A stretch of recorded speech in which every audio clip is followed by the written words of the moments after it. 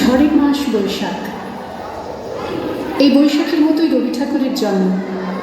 সোনার আশ্বিনে নয়, হিমের রাতের অঘ্রাণে নয়, ফুল রাঙানো ফাগুনে নয়, এই খর ক্ষিপ্র বৈশাখেই তার জন্ম।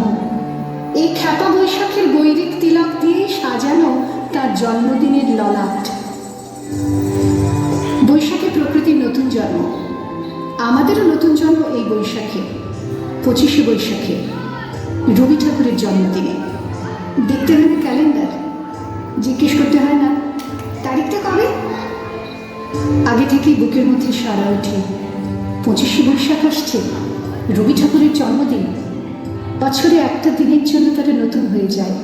চারপাশে নীলে লালে সবুজে হলুদে রঙিন ফুলের আলপনা, মাঝখানে খয়েরি রঙের সুতোয় রোজ দুপুরের না ঘুমানো চোখে কাজের ক্লান্ত অবসরে বোনা হয়ে চলেছে সেই 4টে লাইন।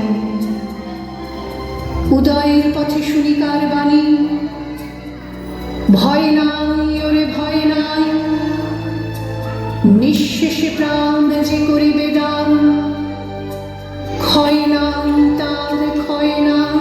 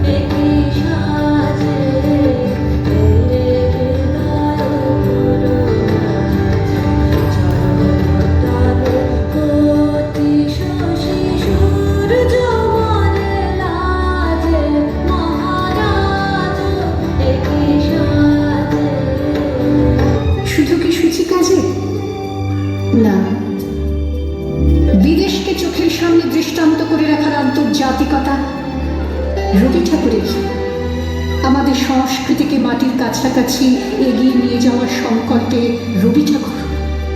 আমাদের সভ্যতাকে দানবের হাত থেকে ছিনিয়ে নেওয়ার সংগ্রামে রবি ঠাকুর।